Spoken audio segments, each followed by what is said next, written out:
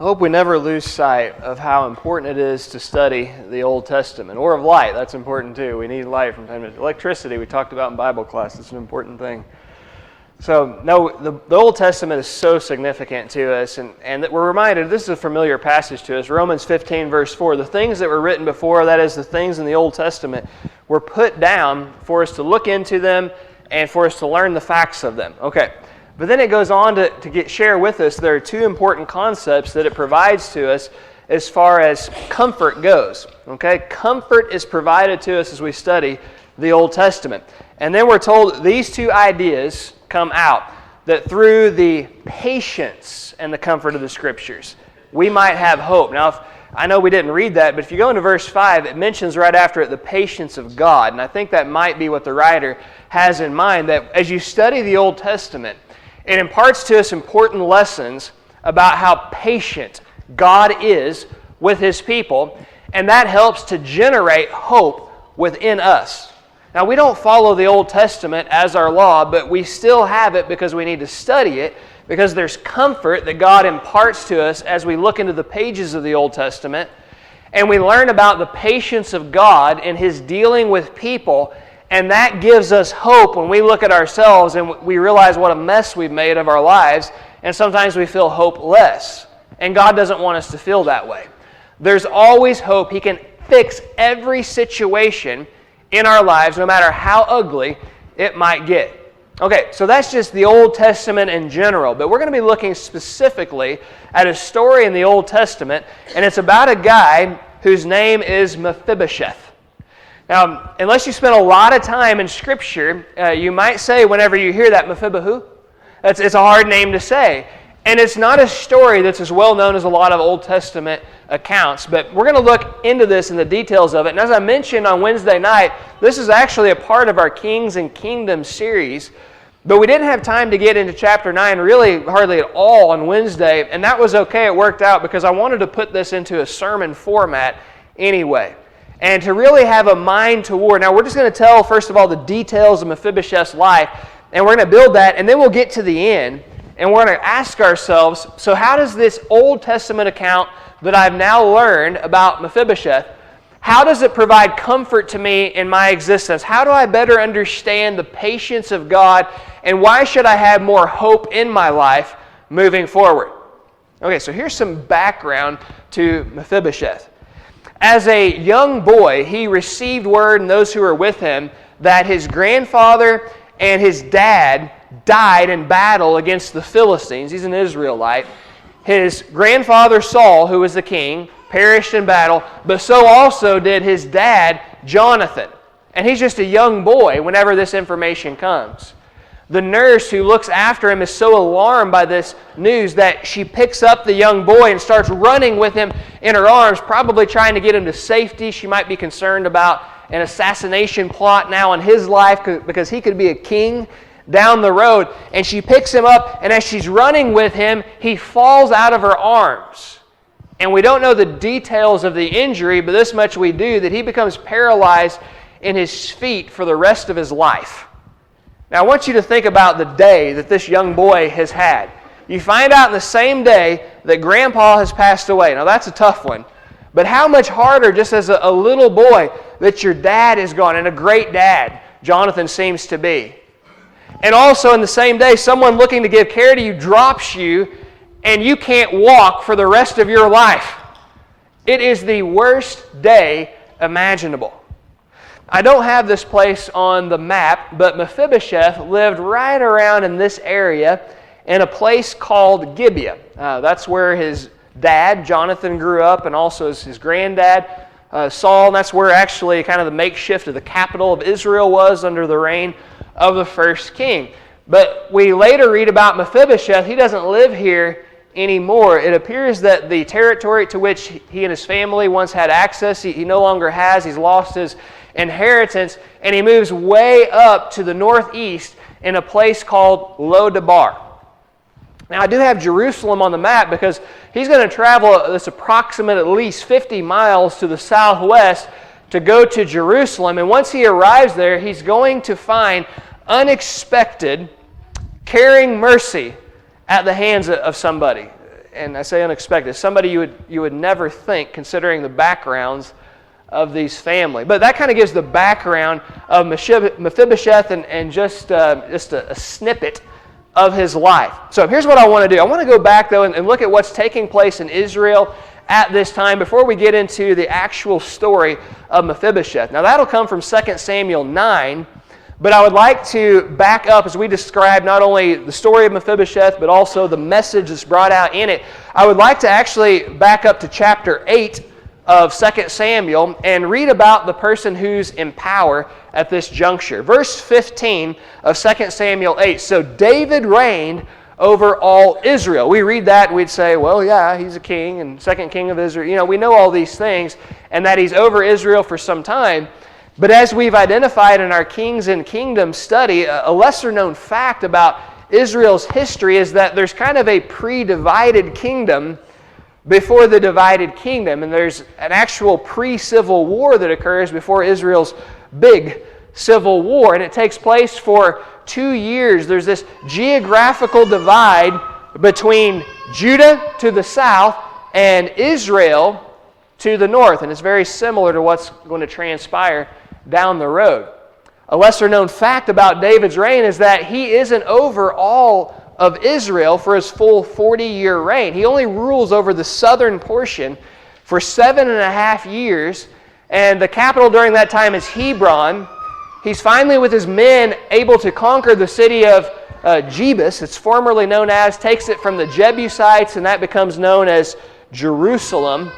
It's a compound word, Jeru meaning city of, and Salem, peace. And so literally Jerusalem is the city of peace. The capital is moved to that spot. All Israel becomes united together, and you can see it's almost kind of a buffer between the two divides, Jerusalem, so it's strategically placed right there. And he reigns the remaining 33 years over a united Israel, and he's recognized by human standards to be this all-powerful king over this country, but he's even seen as that from the surrounding nations. They look at David and they revere him. This king that Israel has in place is a real contrast to the king who was in that position prior. 1 Samuel, and this is the only time we'll go out of this kind of immediate context, but in the first book, 1 Samuel, chapter 13, the prophet Samuel spoke to Israel's original earthly king, Saul, and he says, "You have done foolishly. You have not kept the commandment of the Lord your God, which he commanded you. For now the Lord would have established your kingdom over Israel forever. But now your kingdom shall not continue. The Lord has sought for himself a man after his own heart, and the Lord has commanded him to be commander over his people, because you have not kept what the Lord commanded you." This is one of many major blunders during Saul's rule as king. And one of these first main ones, if not the first big one really, is he offers an unauthorized sacrifice in the worship of God. He's about to go into battle against those pesky Philistines, the sea peoples, that just will not go away, that have come in and have pushed the Israelites back, and they're inheriting a sliver of the western coast of Palestine now also. And these Philistine forces are mounting for about a week. And Samuel's supposed to be here at a certain time as high priest to offer the sacrifice. They don't want to go into battle without first doing that. But Samuel's delaying his coming. He's not on time. You know the way preachers work. He's an Old Testament preacher, and he's probably been given too long a lesson somewhere else. And he finally shows up, but he finds that Saul has already taken matters into his own hands. And he's made the sacrifice, which is a violation of God's worship law. And I think that's a big reason why the Lord's so upset about this. This is a guy who doesn't respect him in worship. So consider as a contrast the man that he chooses in another family to be his successor. Would you say that David's very serious about the worship of God? When we talk about the book of Psalms, we ascribe penmanship of that to whom? We say the Psalms of David. Well, kind of. He didn't write all of them. There were a lot of different writers in the Psalms. But as far as people that have their names on individual Psalms, his name appears far and away more than everyone else. He probably wrote at least a third of them, maybe as many as roughly half of the 150 Psalms. The only liturgical book that we have of the Bible. It is an inspired songbook about pouring out energetic, passionate, heartfelt worship to God. Nobody in the Bible probably loved to worship God more than David, save perhaps for the Lord himself. And so he has this replacement in mind who loves God, who respects Him, and gives his adoration to Him the way he should in worship. And unlike his predecessor, David is concerned with doing things the right way, treating people as they should be treated. I want to return to and finish verse 15 before we cross into what's really our main text. The end of verse 15, 2 Samuel 8. And David administered judgment and justice to all of his people. And with him, it doesn't matter if you're rich or poor. It doesn't matter if you were born an Israelite or not. If you're a part of his territory, he's going to handle you as he should. And in part, that means if you break the law, you're going to pay for your deeds. And that's what a good executive officer ought to do. But here's the thing that really stands out about David. Even though he'll punish you if you do wrongly, he would far prefer to extend to you mercy. Even if you lived as an enemy for a certain portion of your existence. Now, here's where we cross into our text. Verse 3 of 2 Samuel 9. Then the king said, "Is there not still someone of the house of Saul to whom I may show the kindness of God?" That's pretty impressive when you contemplate what the relationship between the house of Saul and the house of David has been for some time. You know, it's not like you have the reign of Saul and it's completely distinct from David's life, and then he dies, and then everyone says, "Oh, hey, there's this David guy, let's get him as king." No, the lives of these two people have been intertwined for more than a decade by this point. David has only been good and loyal to the king, and on multiple occasions he tries to murder David. A couple of times he attempts to pin him to the wall by his spear. He sends an assassination attempt to David's bedroom when he thinks he's sick and can't get out of bed, but David knows about it and he escapes. He chases him all through the caves and hollers of Israel and Judah trying to find him so he can kill him. David can kill Saul numerous times, but he refuses to do so because of his respect for God and of the office, and also because he still, I think, deep down cares about his father-in-law. When the house of Saul has all this power, it's used to persecute David. And now the tables have turned, and all the power is at David's disposal, and he can do anything with the house of Saul that he pleases. What would you do with that family now if all that control were in your hands? You could get rid of all of them, and nobody would even bat an eye at it because you're the king, and you can pretty much do anything you please. David says, "I know what I want to do to the house of Saul. Is there anyone left that I can be good to them and show how wonderful God is and how much He loves them?" He's a unique character, David is. He wants to help people out. He desires to give mercy to those who don't deserve it, even to those that others would perceive to be his enemies, and especially to those who are too weak to stand on their own. There's a guy by the name of Ziba, and we're not told right here, but we'll find later on. He is a still loyal servant of Saul's household, and he's still alive. And David inquires of this household servant of Saul, probably a chief of them, Ziba. He asks him, "Is there anyone still?" And that's the question before. And Ziba responds to the king in this way. He says, "Well, there is still a son of Jonathan, but he's lame in his feet." And what he might mean by this is people back then, if you have a disability, you're really looked down upon. And the emphasis is on, well, what you can't do, or if you're unclean and things like that. So there's this guy, but I don't know that you'd want to do anything with him because no one really values him. It might be what he has in mind. Now, thankfully, in our country, in our age, we don't look at people with disabilities so much that way anymore. We look at the positives. Hey, there are all kinds of things you can still do and accomplish in life. But part of this is the society too. This is an agricultural culture, and if you can't walk, how much farming do you think you're going to be able to do to take care of yourself? This guy's limited in what he can do. And Ziba might mean by that, do you want this guy or you want to choose someone else that doesn't have any physical problems maybe, because they might not be valued as much as all the rest. Well, this man is invited to come down from where he's staying in Lodabar, to travel about 50 miles to the southwest, to the city of Jerusalem where the king is staying. And he probably has no idea what to expect whenever he shows up. The last he's known is the household of his family hates David and has tried to kill him.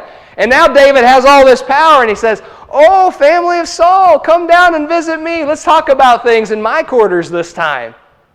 I believe Mephibosheth probably thinks he's about to breathe his last breath, and the king is going to exact revenge on the household of Saul through him.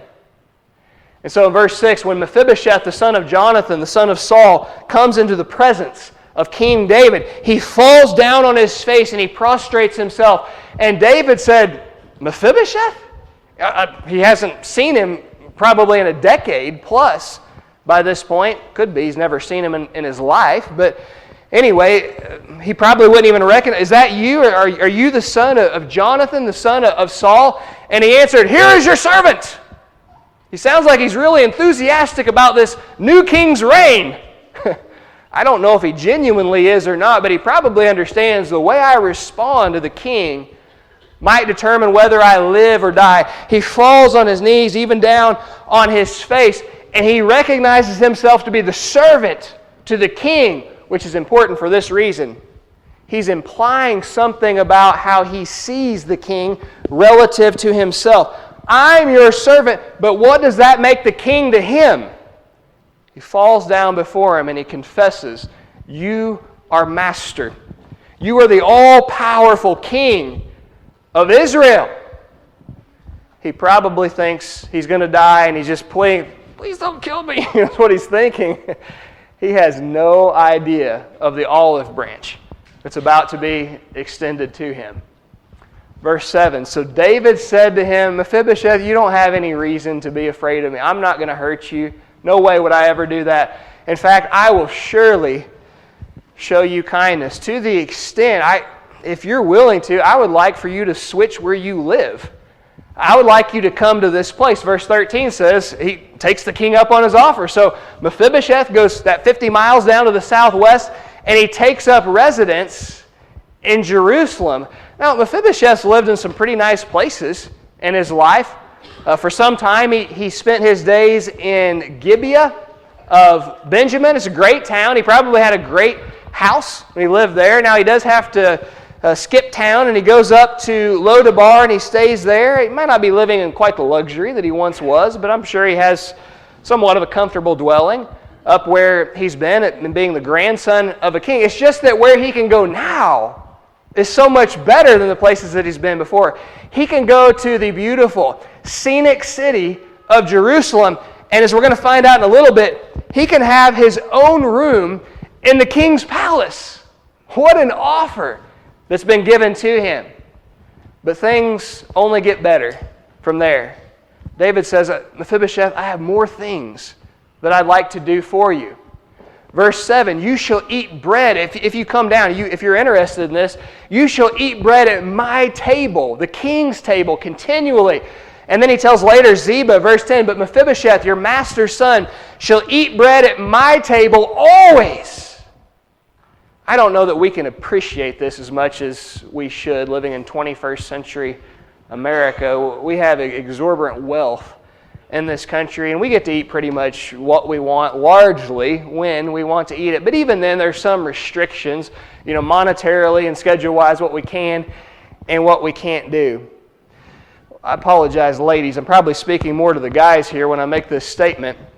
But fellas, it would be, and maybe some of you ladies too, it would be like this if the owner of B-Dubs told you, "Listen, you can come have all you can eat wing night every night and all day, as much as you want, come and go as you please. You never have to pay anything. Don't even give a tip while you're here." Now, I will not speak for the ladies, but I will for the guys in saying we would have chicken wings as our diet for every meal for the rest of our lives if that's what was extended to us. You can have anything you want at any time. You never have to pay for any of it. Okay, that's kind of like the invitation that's being given here. You can come eat anything and all that your heart desires at any point of any day, and you never have to pay a cent for it for the rest of your life. I want you to eat at my table, Mephibosheth, continually. And you know how you've been staying up in Lo-Debar, and it's okay and everything, but it's not like your own homestead that you once had in Gibeah. How would you like if I gave that back to you? That's what he offers to him, the inheritance that he's lost. Verse 9, the king said to Ziba, to Saul's servant, he called them and he said to him, I have given to your master's son all that belonged to Saul and to all his house. Now this might be as simple as David's king and he can do whatever he wants. Or it could be that David spends his own money to buy it all back just to deed it over to Mephibosheth. What a privilege it's been extended his way. But he wants to make sure that Mephibosheth feels comfortable in this. And he says, I don't want you to feel like you're my enemy. You're not my enemy. Your family's not my enemy. I want you to see me as a friend, but even more than that, I want you to understand, Mephibosheth, if you come and you live here and with me, you're going to be like family. Verse 11, as for Mephibosheth, said the king to Ziba, he shall be at my table eating like one of the king's old sons. This guy goes to Jerusalem probably thinking he's not going to breathe for another day, and he walks away understanding that today he's just won the Publishers Clearinghouse sweepstakes. What a reversal of fortune. He had no idea. Undoubtedly, he's hopeless in life, and he's ready to give up. Nothing could be any worse. He's lost everyone in his life that's important to him. He can't even physically do things for himself. He once has riches. He probably doesn't have a whole lot that's left to his name. He is nothing more than a weak person. But he finds out that there's someone who has all this power as king over Israel, who wants to use all of his authority for my benefit. And here's the reaction of the young man. Verse 8, then he bowed himself and he said, my king, what is your servant? Who am I? What kind of standing do I have compared to you that you should look upon such a dead dog as I? Why do you care anything about me? Nevertheless, verse 13, so Mephibosheth, as we read earlier, did go and he dwelt in Jerusalem, for he ate continually at the Lord's table. But we're reminded this great life he has isn't because of Mephibosheth and how strong and how smart and all these things that he is. He was lame in both of his feet. The credit's not to him, but it's to the king who uses all of his power for this weak man's benefit. Now the question is this. In a section of Scripture that's all about the greatness of David and the greatness of all these kings with all this standing around him and how he takes them down and he defeats them, why is the story of Mephibosheth put in Scripture anyway? And specifically, why is it found in this section that's all about the greatness of kings like David and the greatness of those who rule these nations around him? Why tell the story of Mephibosheth at all? And especially, why do it right here? Well, if you look back at the context of 2 Samuel 9, it's not very far back that you'll find chapter 7. And we did go through that one in our Bible class. And we found in it that there's this promise that God makes to David about a descendant that's coming. And how he's going to build this tremendous house. This house of God. And it's called a kingdom. And his rule as king is never going to come to a conclusion. We'd be misguided to draw the conclusion that that's a reference to Solomon. Can't be. Now, there's some symbolism in there, but Solomon does not build a house that's used forever. He doesn't establish a kingdom that stands forever. He doesn't reign as king over a kingdom forever, but there is a descendant through David and through Solomon that accomplishes all those promises that God makes. And I pointed out in that class, how cool is it that even though this prophecy was given 3,000 years before us, and to David, And yeah, those promises are going to be fulfilled. They're not going to be fulfilled in David's lifetime. And really, it's a whole chapter that has to do with God's promises to us, to you, and to me, and how Jesus, the descendant of David and Solomon, builds this house, this eternal kingdom. He reigns as king over the family of God forever, and we can be a part of it with him. That's the context of the story of Mephibosheth. And so when we ask the question, well, what does this have to do with me, the study of this lesson, and how can I better understand the patience of God, and how can it produce hope for me in my life? I want to remind you something about the Old Testament. Colossians chapter 2, verse 16 says, we're not to let anyone judge us in food or in drink, or regarding a festival, or a new moon, or Sabbaths, in a conversation about the law of Moses. The dietary regulations were observed on a daily basis. The festivals were annual, yearly observances. The new moons, of course, took place as they do now, every month. And the Sabbaths, weekly. Don't let anyone judge you by the standards of law on the annual, on the daily, on the weekly, or on the monthly. In other words, don't let anyone judge you as law from any part of the law of Moses. It's not enjoined to us as law as God's people. Not today. Okay, then why do we have it? To read it and to study it. And here's why. Verse 17. What they do contain is a shadow of things to come. But the substance is of Christ. Now, if you're out on a pretty sunny day, and it could even be in the evening, might even be when the sun has gone down, there's still enough reflection from the moonlight, and you see a shadow of a person approaching you, do you become so mesmerized by the shadow? Whoa, look at that shadow. I wonder if it lives and breathes and plays basketball.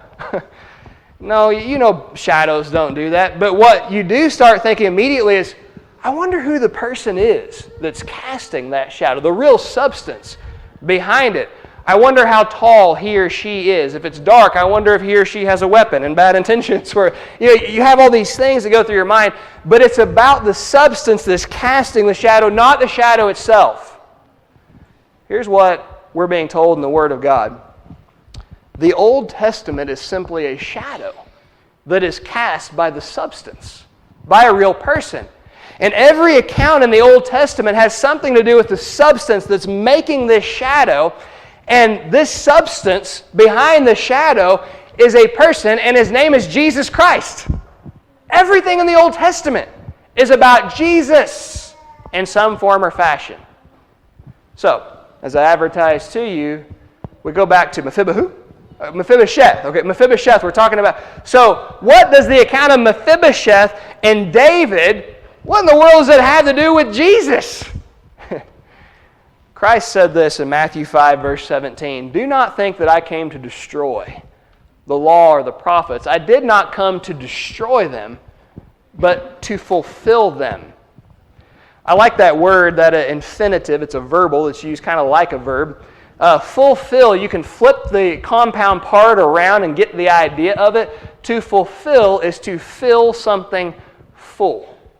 And with that, you're talking about something with volume. And so there's like an implied illustration of something that you would use to fill up, say, with like a liquid. For instance, if you go to Walmart and you say, well, we really need a new pitcher for us to make lemonade in our house. You go and you buy that pitcher, and you don't take it home and say, I bet this would be fun, and throw it down on the ground. You don't buy the pitcher to break it. Not for something that was made to fill full. Oh, no.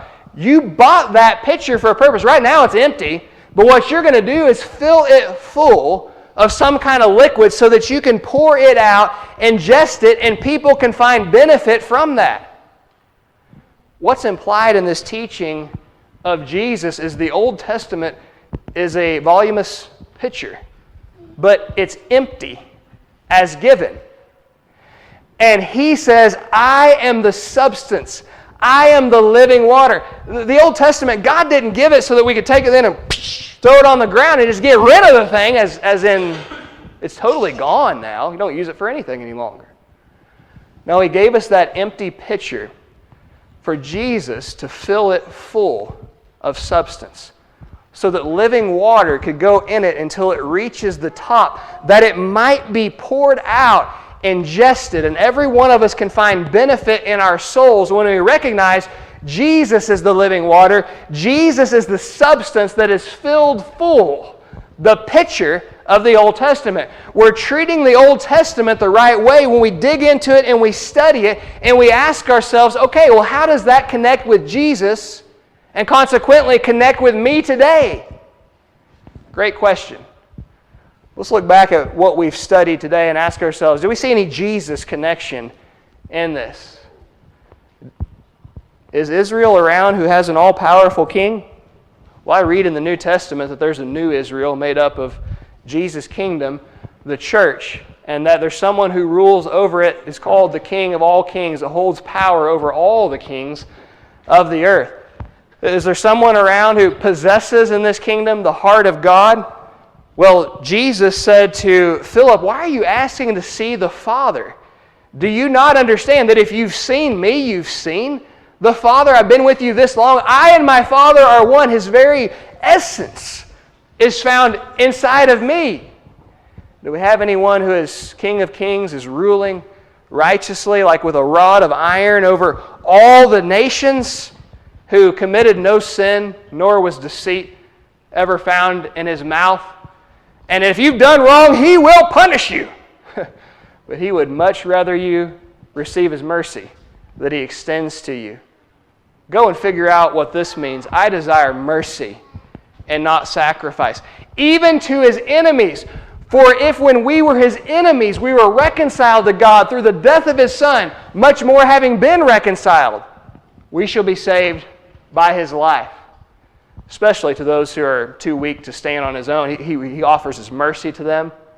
For when we were still without strength, in due time, Christ died for the ungodly. Those who are weak will fall down before the King, acknowledging his standing. Every knee shall bow, and every tongue shall confess that Jesus Christ is Lord, to the glory of God the Father. We're wise to make sure we do it in this life so we don't have to do it in the next life in a setting where it makes no difference. And the King offers to us, when we should be executed for our allegiance to evil forces, he instead offers us a home in the city of peace. Jeru, city of Salem, peace, but it's New Jerusalem. Now I, John, saw the holy city, New Jerusalem, descending out of heaven from God, prepared as a bride adorned for her husband. And I heard a loud voice saying to me, behold, the tabernacle of God is with men, and he will dwell with them and be with them, and they shall be his people. He offers a spot at his own dinner table. The kingdom of heaven is like a man who prepared a feast, and he sent out his servants, and he invited all who are willing to come eat at his table. And all that inheritance that they had once forfeited. You recall when the prodigal son comes home, he left everything, all the blessings of dad behind, and he thinks dad probably doesn't even want him home anymore. And he tells his servant, quickly bring out the best robe and put it on him, and a ring on his hand and sandals on his feet. Gives him everything that he once had prior. The king's enemies become more than friends. They're like his own kids. Behold, what manner of love the Father has bestowed on us that we should be called the children of God. This isn't a great credit to us. We're weak. We're lame inside and out, but he's so powerful that he upholds us by his right hand. Now to him who is able to keep you from stumbling and to present you faultless before the throne of his glory. Do we see the importance of the story of Mephibosheth? Because if we look at this and we see, oh, I understand. Well, these are two actual people that live, but David is simply a representative of Jesus. And then we see, oh, that Mephibosheth guy, man, I feel sorry for him. He had a rough life. We missed the whole point. You're Mephibosheth. I'm Mephibosheth. We're too weak to stand on our own. We're lame inside and out. We live these existences as enemies of the King. But on his terms, he gives us an opportunity to have full pardon and to enjoy life, and at that to do so abundantly. Here are the terms of his pardon. Mark chapter 16, verse 16. He who believes, which means puts his or her trust in me. Don't rely on your own strength because you're not strong enough, but rely on my power, and is baptized shall be saved, receive a full pardon. And it's not just that you're recognized now as a friend of the King. No, you're a part of his family. And you've become his own kids. What manner of love God's given to us that we should ever even be mentioned in the same breath as the children of God. You might be looking at yourself and say, I don't deserve that. I'm not good enough. I haven't lived well enough. And I hope you do, because that's important to understand that. Do you remember Mephibosheth's reaction when he's given this tremendous offer? What is your servant? What kind of standing do I have that you should look upon such a dead dog as I? Do you understand? It's not about what you deserve. It's about what he wants for you.